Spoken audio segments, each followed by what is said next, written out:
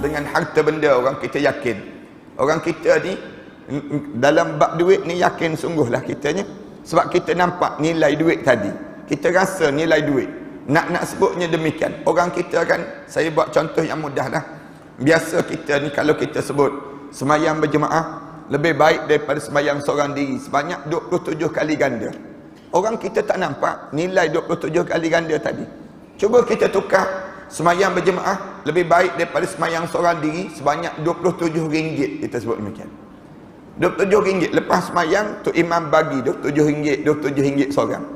Saya rasa masjid ni 7 tingkat pun tak muat, tak kena gaya. Penuh orang datang. Kenapa datang? RM27 ni dia sebut.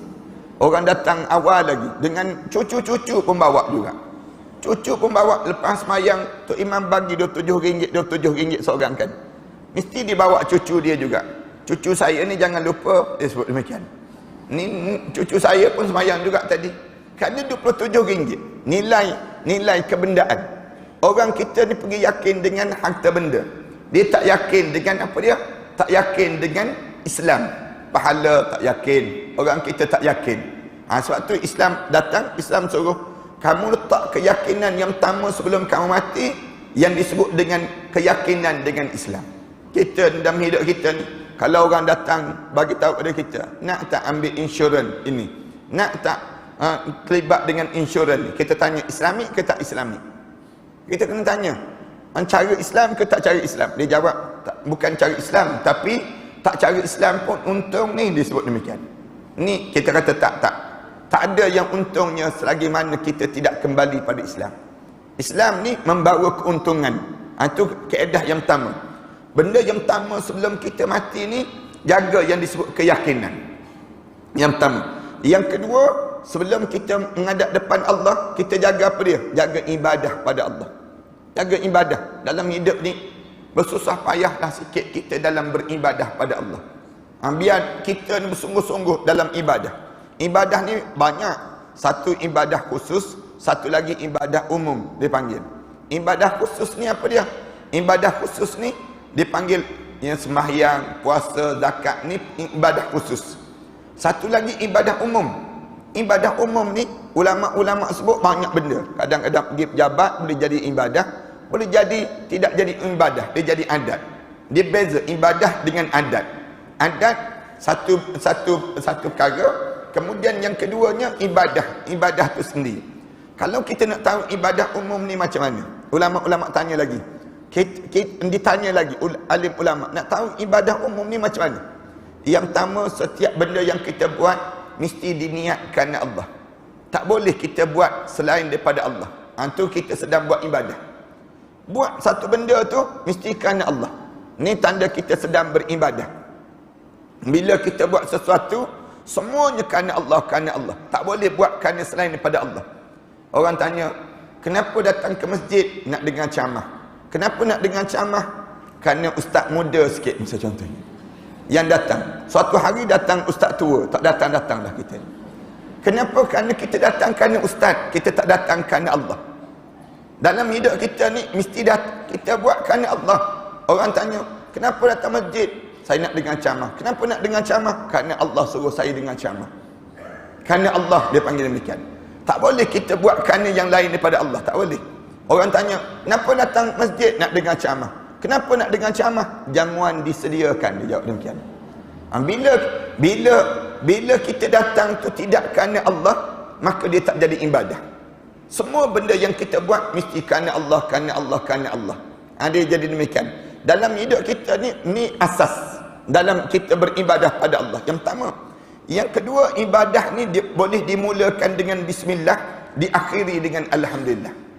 Semua ibadah umum ini dia boleh mulakan dengan bismillah. Kita buat satu benda, semua bismillah. Nak makan, baca bismillah. Lepas pada kita makan, alhamdulillah. Semua dalam hidup kita ni bismillah. Nak buat satu benda dengan bismillah, kalau kita buat benda dengan bismillah, itu tanda kita sedang buat ibadah. Tanda orang ni cerdik.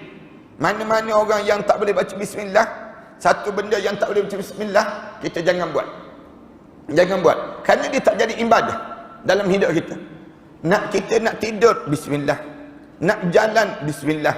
Semua bismillah. Bila kita buat bismillah, tanda kita ibadah. Bangun daripada tidur, alhamdulillah. Keluar bilik air, alhamdulillah. Maknanya kita sedang beribadah pada Allah. Hatta masuk bilik air. Masuk bilik air, kalau kita betul teknik, dapat pahala. Kalau tak betul teknik, kita dapat adat je lah. Adat kita, adat kebiasaan. Bila adat kebiasaan ni apa dia? Bila orang sakit perut, kena masuk tandas. Itu adat kebiasaan. Tapi kaedah dalam hidup orang mukmin ni, bila kita sakit perut, kita buat ibadah juga dengan sakit perut kita. Macam mana sakit perut kita dapat pahala? Kita masuk, baca doa. A'udzubika minal khubusi wal khaba'is. Kemudian kita keluar, alhamdulillah, ghufranaka ya Rabb, alhamdulillahilladzi adhaba 'annil adzaba wa afani wa abqa 'alayya ma yanfa'uni. Sepanjang kita dalam tandas tu, semua kita dapat pahala. Dapat pahala kenapa dia? Kerana kita sedang buat ibadah pada Allah. Ini cara dalam hidup kita. Kita tidur ni, kalau kita tak kena gaya jadi adat. Kena gaya jadi ibadah. Bila kita nak tidur baca doa. Bismikallahumma ahyana wa amutu. Kita nak tidur kan.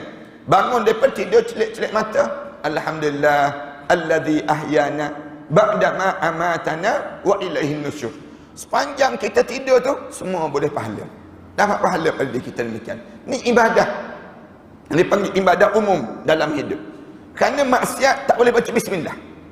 Tak ada orang buat maksiat baca bismillah, tak ada. Marilah kita mulakan mengumpat dengan bismillahirrahmanirrahim. Siap je mengumpat, alhamdulillah, selesai satu sesi. Kita masuk sesi yang kedua pula tak ada. Maksiat orang tak baca bismillah. Bila tak boleh baca bismillah, tanda sedang buat maksiat. Mana ada orang buat maksiat baca bismillah, tak ada. Beratur beli nombor ekor, bismillahirrahmanirrahim. Siap beli nombor ekor, tunjuk depan Tok Imam. Tok Imam, alhamdulillah, dekat-dekat nak kena, dia sebut demikian. Tak ada, maksiat tak boleh buat demikian. Maksiat orang tak boleh baca bismillah. Kalau tak boleh baca bismillah, jangan buat. Dia buat maksiat. Sebab tu saya sebut sikit lagi lah. Kita naik sikit lagi. Termasuklah hisap rokok, tuan-tuan.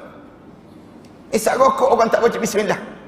Tak ada lagi setakat ni orang hisap rokok, ambil rokok, letak mulut, bismillahirrahmanirrahim. Allahumma barik lana fima razaqtana wa qina adzabannar.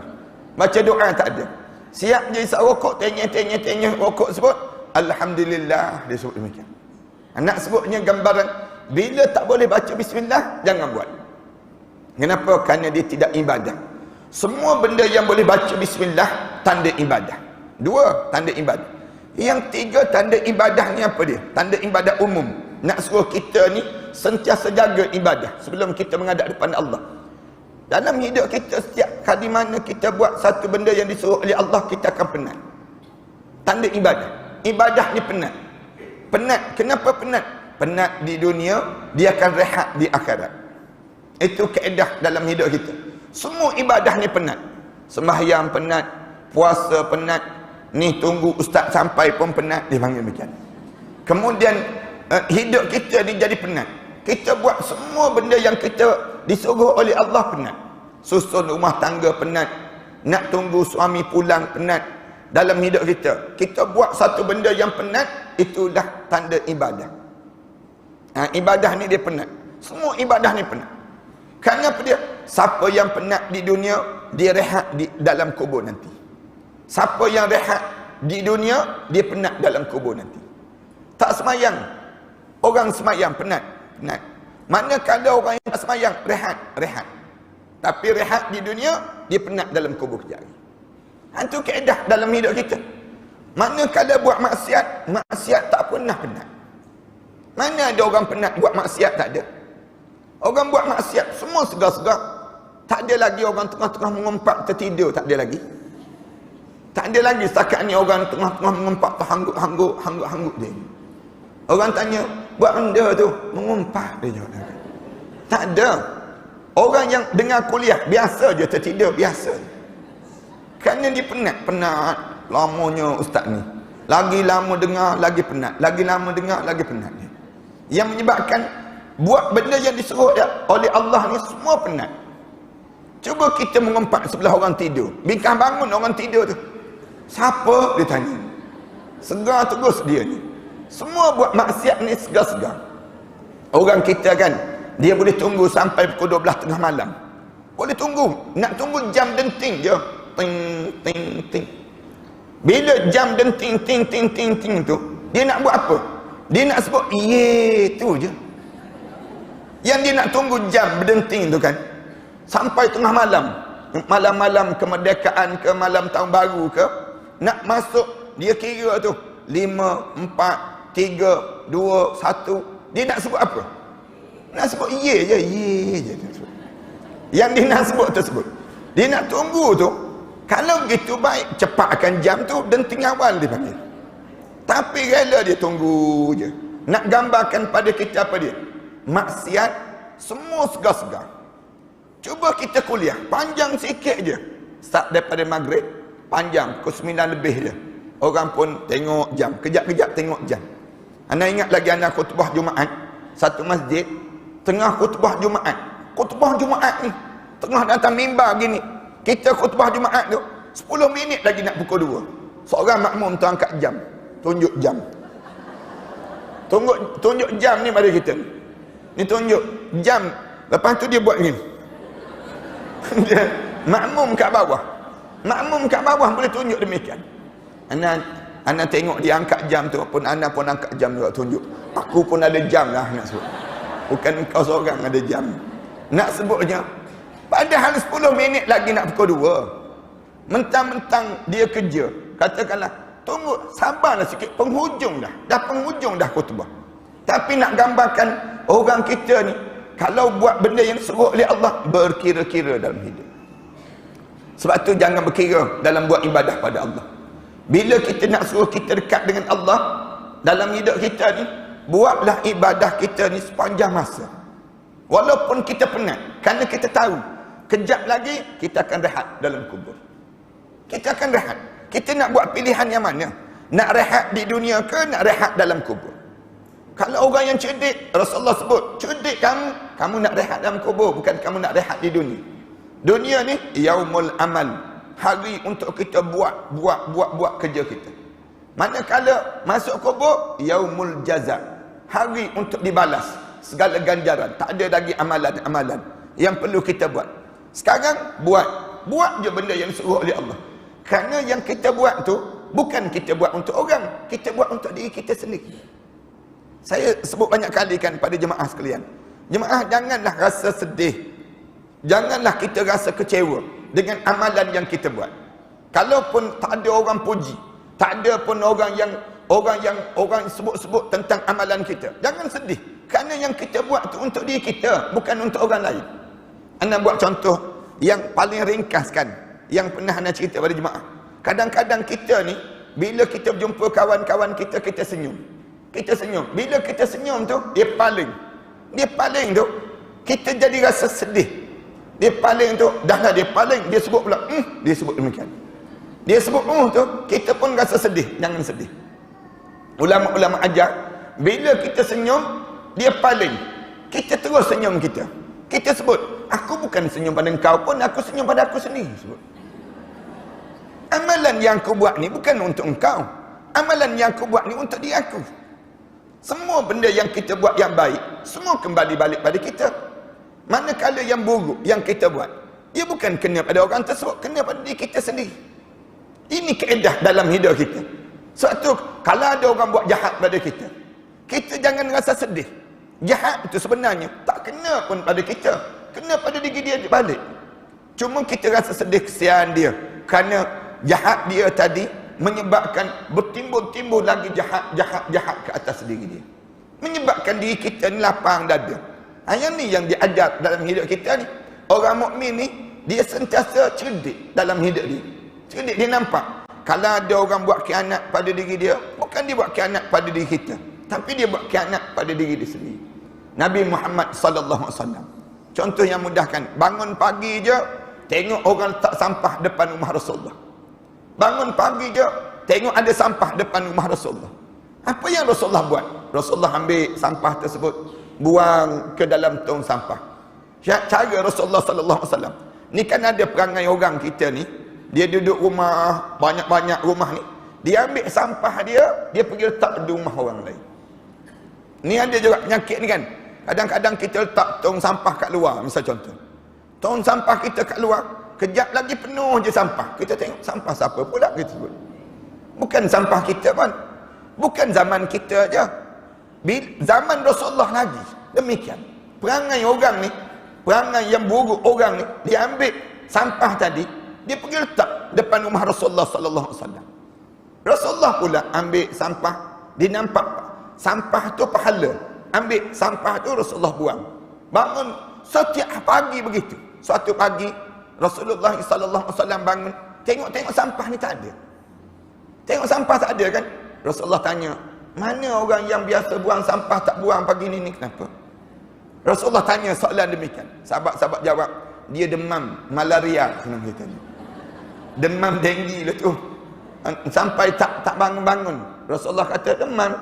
Rasulullah pergi rumah dia. Rasulullah siapkan makanan. Rasulullah suap makanan pada dia. Suap makanan pada dia. Nak sebutnya gambaran bagaimana Rasulullah sallallahu alaihi wasallam siap sampai peringkat disebutnya ceritanya orang wanita Yahudi. Asalnya demikian. Yang membuat perangai demikian. Ada yang sebut yang ini di kalangan orang kafir Quraisy. Beza-beza. Rasulullah sampai peringkat demikian. Boleh buat baik. Wanita Yahudi itu yang Rasulullah pergi dalam pasar tu kan, disebut Rasulullah berjalan dalam pasar, tengok ada wanita Yahudi yang banyak barang, di tubuh dan dia tu. Rasulullah pergi tolong wanita Yahudi tadi, ambil barang tu. Makcik dia kata sebut, biar saya bawa datang, bawa dia sebut. Lalu dia ambil barang, wanita Yahudi tu bagi semua pada Rasulullah. Rasulullah ambil barang tersebut, tunjukkan rumah makcik tersebut. Lalu ditunjuk rumah dia. Rasulullah pergi hantar sampai di rumah tersebut. Bila sampai saja, lalu wanita Yahudi ni, wanita tua Yahudi ni, dia kata apa dia? Dia kata, pemuda, kamu ni bagus, seorang yang bagus, hebat. Dia sebut demikian. Dia kata, tak ada lagi orang yang buat demikian pada aku kecuali kamu. Cuma aku nak pesan pada kamu, di bandar ini ada seorang pemuda namanya Muhammad. Kamu jangan dekat dengan dia. Dia tu bawa ajaran sesat, dia sebut demikian. Dia sebut pada Rasulullah. Rasulullah diam je, senyum. Begitulah Rasulullah. Sampailah wanita buat baik pada wanita Yahudi tadi. Sampai wanita Yahudi itu tua, buta mata. Hari-hari Rasulullah datang masak, bagi makan, suap ke mulut. Sambil suap ke mulut tu, wanita Yahudi ni kata, bagusnya kamu. Cuma aku ingin pesan pada kamu, janganlah kamu berkawan dengan Muhammad. Nanti dengan kamu jadi sesat. Kalau kita jadi Rasulullah lah, agak-agak kita buat macam mana? Agak-agak lah. Ambil je garpu tu, godok je dalam mulut orang tu. Nak sebutnya, dah tak kenal budi langsung. Patutnya kita ditolong. Kemudian tanyalah nama sikit, tanyalah sepatah, siapa? Kamu ni nama apa anak muda? Tak. Hanya yang dipesan, jangan dekat dengan Muhammad. Muhammad tu Rasulullah sendiri. Nak gambarkan tentang bagaimana jaganya ibadah. Sampai Rasulullah wafat. Bila Rasulullah wafat, kan Abu Bakar pergi, Abu Bakar sediakan makanan. Abu Bakar suap ke mulut yang disebut wanita tua tadi. Wanita tua tu pegang tangan Abu Bakar. Siapa kamu? Siapa kamu? Lalu katanya Abu Bakar, orang yang biasa suap ke kamu. Dia sebut demikian. Orang yang biasa bagi pada kamu. Lalu kata je wanita sebut, tak. Orang yang biasa suap ke aku ni jauh lebih lembut dibandingkan dengan engkau. Engkau ni gelojoh sikit, dia sebut demikian. Suap macam ni lain sikit gaya. Tak sama dengan yang biasa yang suap ke aku. Lalu katanya wanita tua tersebut, di mana orang yang biasa suap ke mulut aku? Lalu katanya Abu Bakar kata, orang tu dah wafat. Dah wafat. Siapa sebenarnya pemuda yang biasa suap ke mulut aku tadi? Lalu disebut Muhammad bin Abdullah Rasulullah. Sebut nama Muhammad tu, terkejut dia, tergamam, mengalir mata. Sebut terus, asyhadu an la ilaha illallah wa asyhadu anna Muhammadar Rasulullah. Masuk Islam. Patutnya dia boleh masuk Islam awal lagi. Tapi oleh kerana nak sebutnya lemah lembutnya cara Rasulullah sallallahu alaihi wasallam. Ini nak sebut gambaran dalam hidup kita pun sama. Dalam hidup kita ni, biar yang kedua ni jaga ibadah. Ibadah ni berterusan dalam hidup kita.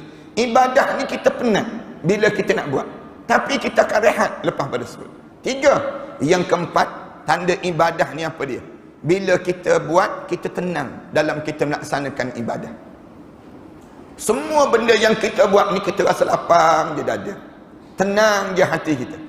Parhaniskan perasaan tak? Lepas pada parhaniskan keluar daripada masjid nanti, keluar je majlis ilmu, rasa lapang je dada. Rasa lapang je. Kita ni kan bangun tahajud malam. Lepas pada kita bangun tahajud malam tu, kita rasa lapang je dada kita. Rasa nikmat je dada kita. Allah jadikan demikian. Yang ni kekayaan yang Allah kurniakan. Bila orang jaga ibadah dia dengan Allah, Allah tenangkan hati dia dan Allah kayakan hidup dia.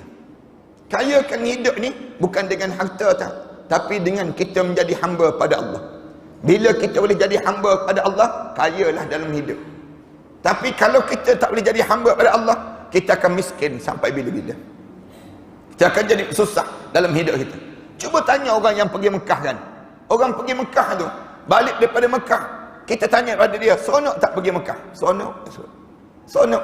Tak ada lagi orang balik Mekah, kita tanya, macam mana pergi Mekah? Tobat lahum, aku tak nak pergi dah. Tak ada lagi. Yang balik-balik Mekah, semua kalau kita tanya, macam mana pergi Mekah? Seronok ke? Seronok. Apa yang seronok kat Mekah? Kalau kita tanya lagi, apa yang seronok kat Mekah? Pergi keliling tawaf di Baitullah.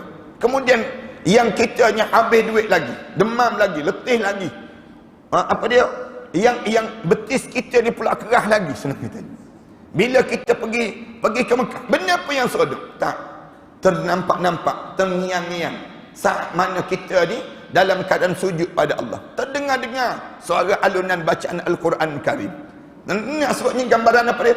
Allah bagi ketenangan serta mana ketaatan. Siapa yang buat maksiat, Allah tak bagi ketenangan dalam kehidupan dia. Tak ada ketenangan dengan kemaksiatan. Para hadis kan cari ketenangan daripada kemaksiatan, para hadis kan akan kecewa. Kecewa sepanjang masa. Kerana pemilik hati kita ni siapa? Allah. Allah lah yang memberi ketenangan. Kita boleh dalam hidup kita ni, kita hanya memiliki 1/4 saja. 3/4 lagi milik Allah. Hati kita ni 1/4 je yang kita miliki. Kita boleh beli rumah, tapi kita tak boleh beli kebahagiaan. Kita boleh beli ubat, tapi kita tak boleh beli kesembuhan. Kita boleh beli apa dia? Kita boleh beli tilam, tapi kita tak boleh beli kelenaan. Lena tak boleh beli. Ramai mana orang beli tilam warna yang tak sakit tulang belakang tu kan. Beli tilam, tak tidur-tidur dia, terkelip-kelip mata dia. Akhirnya ambil toto, lena pula atas toto dia. Nak sebutnya, gambaran dalam hidup kita ni, kita boleh beli rumah, tapi kita tak boleh beli kebahagiaan. Kita boleh beli kenderaan, tapi kita tak boleh beli keselesaan dalam hidup kita. Siapa pemilik semua ni? Allah. Bagaimana Allah nak bagi pada kita kebahagiaan, keselesaan, ketenangan dalam hidup? Kamu jadi hamba pada Allah. Ini yang kedua, yang kena jaga. Yang ketiga, sebelum kita menghadap depan Allah, jaga yang ketiga yang besar apa dia? Jaga akhlak. Jaga akhlak. Akhlak kita tolong jaga. Tiga ni asas dia panggil kecerdikan dalam hidup. Yang nak huraikan terhadap hadis ni. Hadis yang Rasulullah sebut, al-kayyis man dana nafsahu wa amila lima ba'dal maut. Orang yang cerdik di kalangan kamu, orang yang menyiapkan diri dia. Kita siap apa dia? Tiga benda ni siap. Tiga perkara ni yang besar yang kita kena siap. Siapkan keyakinan, siapkan yang disebut dengan ibadah. Yang ketiga, siapkan kita dengan akhlak. Akhlak kita ni, akhlak kita ni lagi berusia, lagi nampak soleh. Lagi berusia, lagi kita ni warok. Lagi berusia, lagi kita dekat dengan Allah. Itu tanda kita ni sedang menjaga akhlak. Kalau kita ni semakin berusia, semakin jauh daripada Allah, semakin berusia, semakin jauh daripada Allah, orang tak nampak tanda-tanda kewarokan yang ada pada kita. Lagi tua, lagi kuat joget, senang saya tanya.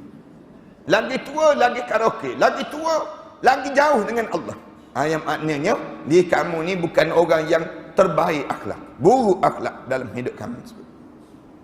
Abu Ubaid berkata, maksudnya adalah mengawal diri sehingga mahu beribadah kepada Allah Ta'ala serta melakukan amal salih sebagai bekalan setelah mati nanti dan ketika menghadap depan Allah Subhanahu Wa Ta'ala. Tidak mensia-siakan usia yang diberikan Allah serta mengingati dan sentiasa penuh, sentiasa patuh kepada Allah dalam berbagai situasi dan keadaan. Semua perkara itu merupakan bekalan di akhirat nanti. Maknanya, apa maksud kita ni bersiap? Maknanya, siap dengan bekalan amalan. Bekalan amalan.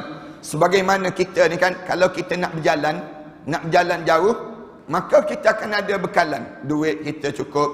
Kemudian kita ada makanan yang cukup. Kita tahu tempat tidur kita yang sempurna. Ini bekalan, dipanggil demikian. Orang yang nak pergi ke alam barzakh, yang kita yakin kita kena pergi ke sana, kena ada bekalan. Kena ada bekalan. Jangan pergi lenggang-lenggang begitu, jangan. Jangan pergi kosong saja, jangan. Tapi pergi dengan bekalan amalan yang kita sediakan untuk kita nak menghadap di hadapan Allah Subhanahu Wa Taala. Perkataan al-kayyis juga bermaksud orang yang berakal, orang yang cerdik. Al-kayyis, orang yang ada akal.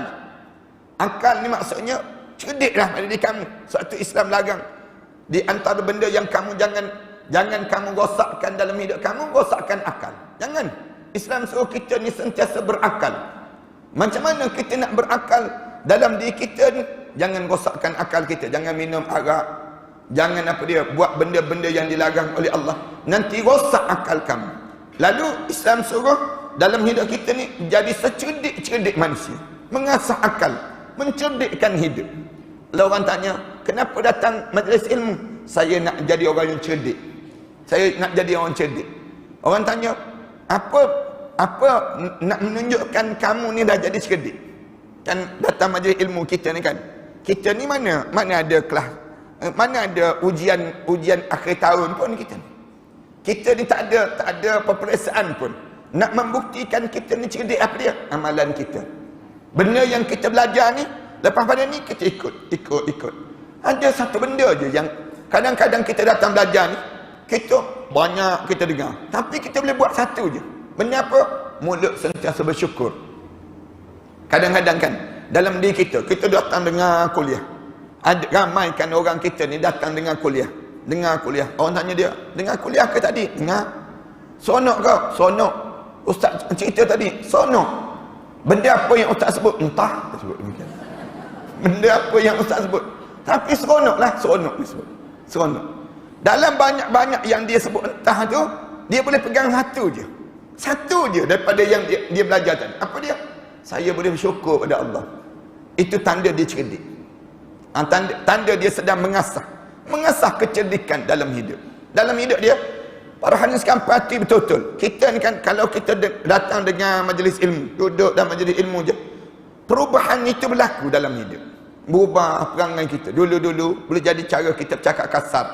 Tapi bila kita dah dengar kuliah banyak kali, hilang kekasaran tadi. Cara kita bercakap kasar dah tak ada dah. Dulu-dulu kita ni suka tengking-tengking dalam hidup kita. Bila kita dah banyak belajar, berubah perangai kita. Dulu nak bangun tahajud pun susah pada diri kita kan. Sekarang kita dah boleh dah tahajud. Walaupun lepas isyak kita tahajud terus. Paling-paling tidak pun kita dah mula dah dalam hidup kita demikian. Dulu-dulu kita ni pantang tengok tabung derma. Tengok tabung derma, pejam mata terus dulu. Sekarang tak dah. Bila lalu tabung derma tu, buka beg juga. Nak cari juga apa benda yang boleh masuk dalam tabung derma.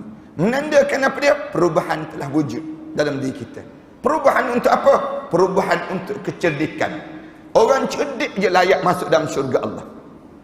Nanti dia jadi demikian. Yang cerdik ni bukan diukur dengan PhD dia, dengan CJ dia. Tak. Tapi cerdik dia diukur bila dia semakin tunduk dan patuh pada Allah. Bila dia semakin tunduk dan patuh pada Allah, tanda cerdik lah tu. Orang ni mesti jadi cerdik. Orang yang jenis demikian. Bila kita ni semakin dekat dengan Allah, cerdiklah dalam hidup kita.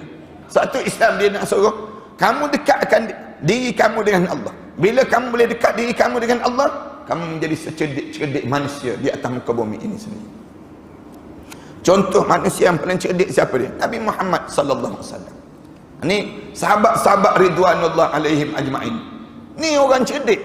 Orang yang boleh hidup dalam keadaan yang mendekatkan diri pada Allah. Sanggup korban segala-galanya dalam hidup ini untuk mentaati perintah Allah. Layaklah mereka dapat syurga Allah Subhanahu wa taala tersebut. Kita pun kena jadi demikian. Yang merupakan lawan perkataan al-ajiz. Ajiz ni maknanya lemah.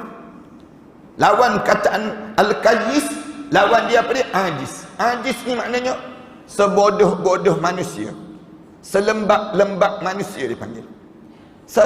Orang yang tak cerdik-cerdik di kalangan manusia. Siapa yang tak cerdik di kalangan umat manusia ni? Manittaba'a hawahu. Dia hidup atas dunia ni, layan je hawa nafsu dia. Orang tanya, tak semayang ke? Tak. Tak takut neraka ke? Takut. Habis tu, kenapa kamu tak semayang? Aku penat. Habis tu macam mana nak jawab depan Allah nanti? Aku harap Allah fahamlah aku ni jenis penat. Dia jawab demikian. Inilah sebodoh-bodoh manusia. Dia layan hawa nafsu dia kan. Kalau orang tanya dia, tak tutup aurat ke? Dia kata tak. Kamu ni Islam ke kafir? Islam. Jangan main-main. Kafir-kafir ni jangan sebut. Marah dia. Habis tu kenapa kamu tak tutup aurat? Aku tak dapat hidayah, dia sebut. Hidayah belum sampai lagi pada dia. Ni pun ada juga orang yang dia melayan hawa nafsu dia. Yang teruk kan, sehari dua ni viral, ada seorang bekas menteri tu, perempuan tu kan, dia sebut kubur kita, kubur dia, dia sebut demikian. Kita jawab, iyalah, kubur kau, kubur aku. Tapi masalahnya bila mati, kubur kau sebelah kubur aku. Yang ni yang jadi masalah ni. Kadang-kadang ada orang kita ni, dia kata, peduli apa? Saya tak tutup aurat pun. Dia kata, puak sangat ke nafsu orang tu, dia sebut. Tengok pada saya. Tak, bukan gitu. Ni tanda kebodohan kamu. Tanda ketidakcerdikan kamu. Orang cerdik ni, dia mesti ikut perintah Allah, bukan dia ikut hawa nafsu dia. Bila kita ni ikut hawa nafsu kita, inilah lambang kebodohan dalam hidup kita. Lambang kebodohan pada diri kita. Jangan layan nafsu. Kerana nafsu ni, kalau kita layan nafsu kita ni, dia membawa kita kepada jurang api neraka Allah Subhanahu Wa Taala. Lalu bentuk nafsu. Islam suruh bentuk nafsu, bukan buang nafsu tak. Tak cerdik jugalah kalau kita ni buang nafsu. Nafsu ni perlu ada tak? Perlu ada. Tapi macam mana nak suruh kita ni jadi betul? Bentuk nafsu kita menjadi nafsul mutmainnah, menjadi nafsu yang tenang, relax. Kita sebut demikian, tenang dalam hidup. Lama-lama nafsu kita ni pun lapang je. Macam kita ni kan, mula-mula kita datang dengan majlis ilmu. Kali yang pertama dalam hidup kita dengan majlis ilmu, kita memberontak jiwa kita. Alah, macam ni je dengar, tak seronok langsung. Mula-mula kita dengar, tapi kita paksa lagi. Minggu depan datang lagi, minggu depan datang lagi. Lama-lama kita jadi seronok. Seronok kita. Bila dulu kita masuk kelas kan, bila mula-mula belajar di sekolah-sekolah ni, kalau cikgu datang rasa tak seronok. Kalau cikgu tak datang, suka kita. Bagus, jangan masuk kelas. Waktu mana cikgu tak datang dulu kan. Tapi bila kita lama sikit, rugilah masa. Kita fikir, rugilah masa. Kalau kita pergi sekolah, cikgu tak datang, kita sebut demikian. Rugi kita ni banyak benda. Kita pergi dulu demikian. Nak sebutnya kesan daripada mana? Kesan daripada kita didik diri kita. Orang yang sentiasa hadir ke majlis ilmu, yang menyebabkan diri dia akan membentuk nafsu dia menjadi nafsu yang mutmainnah, tenang dalam hidup dia. Kena jadi cerdik dalam hidup. Baru-baru ni kan ada orang yang diumumkan di Malaysia ni, ada orang yang kerja 27 tahun tak ambil cuti sehari pun dalam hidup. Kan disebut kerja yang hebat. Sepanjang dia kerja 27 tahun ke, dia tak ambil cuti satu hari pun. Sebenarnya tak. Inilah sebodoh-bodoh manusia. Ini sebodoh-bodoh manusia. Dia ada peluang cuti, kenapa dia tak ambil cuti? Minta maaf nak sebut ni. Kerja yang dia tak ambil cuti ni. Kerja cleaner je. Kerja dengan siapa? Majikan dia. Majikan bukan Islam. Majikan bukan Islam. Yang melonjakkan dia. Yang untung siapa? Yang untung syarikat kamu lah. Yang rugi kamu. Siapa kamu? Kamu datang daripada Bangladesh. Orang Islam datang tak kenal, sampai tak kenal anak. Anak yang dia datang tu pada usia 4 bulan. 4 bulan. Dan dibiarkan isteri dia menunggu kat rumah seorang-seorang 27 tahun tak pernah pulang. Saya sebut, waktu mana dilonjakkan, inilah contoh pekerja yang hebat. Saya kata tak. Inilah contoh pekerja yang tak cerdik. Kenapa tak cerdik? Kamu telah dipergunakan oleh mereka dalam hidup kamu. Kamu biarkan isteri kamu jaga rumah tangga kamu, sehingga kan kamu tak kenal anak kamu. Anak yang usia 4 bulan sampai 27 tahun tak kenal. Anak kahwin ke, sakit demam ke, tak tahu. Ni tak cerdik. Orang yang cerdik ni orang apa dia? Orang yang boleh taat pada perintah Allah. Dia tahu tanggungjawab dia. Ni secerdik-cerdik manusia dalam hidup. Ni kadang-kadang kita ni sibuk cari harta, tertinggal tanggungjawab berkeluarga. Ni pun salah. Ramai mana di kalangan kita kan turun pagi balik gelap. Anak kita ni tak sempat kita nak tanya khabar. Anak keluarga kita ni kan dilayan oleh orang gaji. Sampai anak kita ni tak boleh bercakap bahasa Melayu dah. Enggak mau pak dia sebut demikian. Tiba-tiba je. Bila pula ni pandai ni? Kerana lama dah duduk dengan orang gaji, tak duduk dengan kita. Punca apa dia? Punca kita sibuk mencari harta. Cerdik ke orang macam ni? Tak. Ni sebodoh-bodoh manusia. Rasulullah sebut wal ajis, dan sebodoh-bodoh manusia, yang maknanya orang yang lemah ataupun orang bodoh. Orang yang lemah adalah yang sedikit melakukan amal perbuatan, amat kurang ketaatan pada Allah, sentiasa menurut hawa nafsunya, dan sentiasa berangan-angan agar Allah Subhanahu wa taala mengampuni dosa dia. Tak angan-angan je. Bila orang tanya, kamu buat macam ni, kamu tak takut ke berdosa dalam hidup kamu? Dia kata tak apalah, Allah tu Maha Pemurah lagi Maha Penyayang, disebut demikian. Dia guna istilah demikian. Orang seperti ini termasuk golongan yang lalai. Padahal Allah Subhanahu wa taala telah memperingatkan mereka agar melakukan segala perintah Allah Subhanahu wa taala dan meninggalkan segala larangannya itu. Al-Hasan Al-Basri berkata, orang yang menjadikan angan-angan sebagai Tuhannya tidak akan membawa kebaikan ketika mana meninggal dunia. Siapa-siapa yang hidup dalam keadaan yang dia melayan angan-angan dia, tak bawa kebaikan saat mana dia meninggal dunia. Jika salah seorang daripada mereka berkata, aku sudah berbuat baik sangka terhadap Allah Ta'ala, maka itu adalah dusta. Jika memang dia sudah berbaik sangka terhadap Allah Ta'ala, tentu dia sentiasa melakukan amal saleh. Ada orang jawab, saya ni ustaz, memang saya ni tak buat amalan-amalan ni, memang tak ada, tapi saya ada satu amalan. Orang tanya, amalan apa? Baik sangka dengan Allah, dia sebut. Husnuzan dengan Allah, berbaik sangka dengan Allah. Tanya, apa yang kamu baik sangka? Allah tu kan Maha Pemurah. Walaupun saya ni tak buat amalan, saya ni insya-Allah masuk syurga, dia sebut. Nampak je kat luar ni jahat, tapi dalam ni ada syurga, dia sebut. Kan ada orang kata demikian kan, dia berjumpa dengan kita, ustaz, saya ni, ustaz jangan tengok kat luar, tengok kat dalam. Kat luar ni memang jahat, dalam ni warak, dia sebut demikian. Dia sebut demikian. Kita jawab, tak. Orang Islam bukan begitu. Orang Islam ni kat luar pun soleh, kat dalam pun mesti soleh. Dua-dua dalam hidup dia demikian. Dia tak boleh tak selaras. Kalau kamu kat dalam kamu bagus, kat luar kamu jahat, kat luar kamu jahat, kamu munafik dalam hidup kamu, berpura-pura dalam hidup. Orang mukmin ni kat dalam mesti bagus, kat luar mesti bagus. Tu orang mukmin. Orang kafir kat dalam dia jahat, kat luar dia jahat, kat dalam pun jahat. Tu orang kafir. Orang mukmin ni orang yang luar bagus, dalam pun bagus. Itu sifat orang mukmin.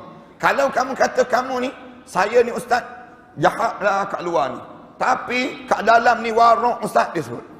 Saya ni bagus. Tak, sebenarnya kamu munafik. Orang munafik begitu dalam hidup mereka. Dalam hidup kita ni, jangan jadi talam dua muka, jangan. Hiduplah kita ni menjadi orang mukmin. Orang mukmin sentiasa melakukan amal soleh dan hati dia sentiasa jernih dengan Allah Subhanahu wa taala. Dalam firman Allah Taala sebut, "Wa dzalikum dhannukum alladhi zanantum bi rabbikum ardaakum fa asbahtum minal khasirin." Dan itulah sangkaan yang telah kamu sangkakan pada Tuhan kamu. Sangkaan itu telah membinasakan kamu. Bila kamu sangka-sangka macam tu, wazalikum zannukum alladhi zanantum bi rabbikum, kamu ni letak sangkaan je dengan Allah, letak je harapan dengan Allah. Saya berharap Allah akan tolong saya lah. Saya berharap Allah ni Maha Pemurah dan Penyayang. Saya berharap, kamu letak je sangkaan kamu dengan Allah. Tapi fa asbahtum minal khasirin, bila kamu sampai di akhirat, tengok kosong amalan kamu menghadap depan Allah. Jangan. Satu kita ni kena rajin berdoa. Saya nak sebut sikit lagi. Kena biar kita ni rajin dalam berdoa. Doa ni jangan malas. Orang kita ni malas nak berdoa. Bagi salam, bingkang bangun, tinggal terus. Tak sempat nak baca doa. Jangan kita demikian. Lepas bagi salam, angkat tangan. Sebut jugalah sepatah, dua patah pada kita ni. Ya Allah, ampunkanlah dosa aku ni, ya Allah. Sebut demikian dua tiga patah. Kemudian kita bingkang bangun dah. Jangan malas nak berdoa. Rasulullah diajar dalam hidup kita ni, segala benda kita berdoa. Ya Allah, aku dah buat dah begini. Bila kita nak masuk ke dapur tu, ni, baca doa. Bismillahirrahmanirrahim, tawakkaltu 'ala Allah, wala haula wala quwwata illa billahil aliyyil azim. Kita keluar daripada mana-mana tempat pun, turun daripada kenderaan, sebut terus Allahu Akbar. Segala puji bagi Allah di atas segala keadaan. Allahu Akbar, kita sebut demikian. Allah yang Maha Besar. Mulut kita ni sentiasa ada je dengan doa. Supaya apa dia? Supaya kita ni tidaklah rugi di akhirat nanti. Kita kata, malahlah ustaz nak berdoa, sebab doa dah lama dah, sejak muda sampai tua doa sama je dia sebut. Tapi tak begitu juga saya ustaz. Saya berdoa ni tak ada apa-apa pun. Tak kita sebut. Jangan. Boleh jadi Allah tak mustajab di dunia, tapi Allah mustajab di akhirat. Ini cara demikian. Ada seorang hamba Allah dalam kitab Tanbihul Ghafilin, bila dia bangun di padang mahsyar, tengok pahala dia banyak. Pahala dia tu banyak. Dia terkejut, dia tanya malaikat, ni pahala-pahala yang banyak ni datang daripada mana ni malaikat? Malaikat jawab, ini datang daripada doa-doa kamu yang Allah tak mustajabkan di dunia, tetapi Allah mustajabkan di akhirat. Dalam hidup kita ni, jangan kita ni pun putus asa dalam kita minta dengan Allah. Minta je. Allah suka dengan hamba-hambanya berdoa. Doa dan minta dengan Allah. Supaya apa dia? Kita tak rugi. Dalam hidup kita ni, dalam perbuatan kita ni, bila bangun di akhirat, tengok pahala banyak je dalam hidup kita. Ini peluang untuk kita berdoa. Sayang orang kita tak ambil peluang-peluang demikian. Sa'id bin Jubair berkata, lalai terhadap Allah Ta'ala menjadikan orang itu sentiasa melakukan perbuatan maksiat. Siapa yang lalai terhadap Allah, tak ingat pada Allah, tak berzikir pada Allah, senang je dia nak buat maksiat. Kita ni, dia ada cara kita nak suruh kita ni jangan lalai pada Allah. Apa dia? Melalui pakaian kita. Pakaian kita ni kadang-kadang mengingatkan kita pada Allah. Melalui perkataan kita kadang-kadang mengingatkan pada Allah. Pakaian kita ni, misal contoh orang lelaki kan, pakai kopiah. Bila kita pakai kopiah ni, rasa segan sikit kita nak buat maksiat. Rasa malu sikit. Nak potong kiu pun tak berani. Kenapa tak berani ni? Ni pakai kopiah, nanti orang kata, dia sebut demikian. Nanti orang sebut. Tak, kita bukan nanti orang sebut. Kita malu pada Allah. Kerana kita ni sentiasa mengingati Allah. Kita berjalan, mulut kita ni sebut la ilaha illallah Muhammadur Rasulullah fi kulli lamhatin wa nafas adada ma wasi'ahu ilmullah. Zikir. Suatu hari orang ajak, jomlah kita membawang sikit, misal contohnya. Orang sebut demikian, asyik berzikir je. Tak. Saya tak rasa nikmat dengan yang tu. Saya rasa nikmat dengan saya taat pada perintah Allah Subhanahu Wa Taala. Ini hidup kita ni. Bila kita sentiasa ingat pada Allah, tak berani nak buat maksiat. Tapi lupa pada Allah, menjadikan diri kita maksiat pada Allah Subhanahu Wa Taala. Baqiyah bin Al-Walid berkata, Abu Umar Asyuri mengirim surat kepada beberapa temannya yang isinya sebagaimana berikut. Dia sebut surat dia, kamu telah mengangan-angankan kesenangan dunia sepanjang hidup kamu dan berharap Allah mengkabulkan doa angan-angan kamu itu. Padahal kamu sentiasa melakukan perbuatan dosa. Itu sama saja dengan menempa besi yang dingin, yang sejuk dipanggil. Tak menjadilah. Kalau kamu tempa besi yang sejuk, kamu ketuk besi yang sejuk, jadi tak jadi? Tak jadi. Kamu kena tempa besi itu yang panas. Bila tempa besi yang panas, senang untuk kamu nak jadikan dia pisau, pedang dan sebagainya. Sama juga dengan orang yang dia buat dosa, dia buat, tapi dia tak angan-angan pada Allah. Jadi tak menjadi, tetap tak menjadi dalam hidup. Lalu bila kita ingat pada mati, kita hilang yang disebut dengan perangai tadi, kita akan berubah menjadi orang yang semakin sentiasa bersiap untuk menghadap di hadapan Allah Subhanahu Wa Taala. Kemudian yang seterusnya menyati kematian dan kehidupan akhirat, menjadikan kita zuhud terhadap dunia.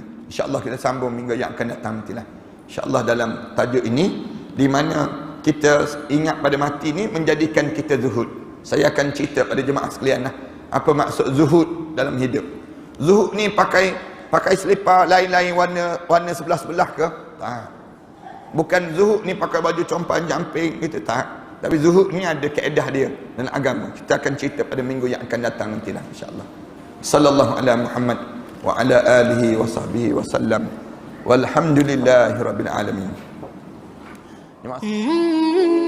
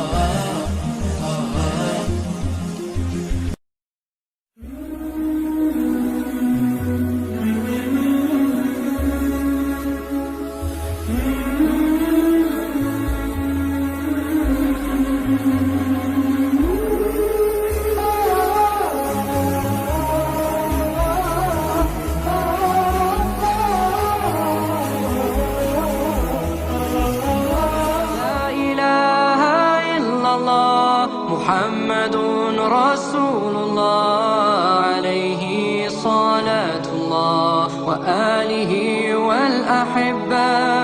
لا إله إلا الله محمد رسول الله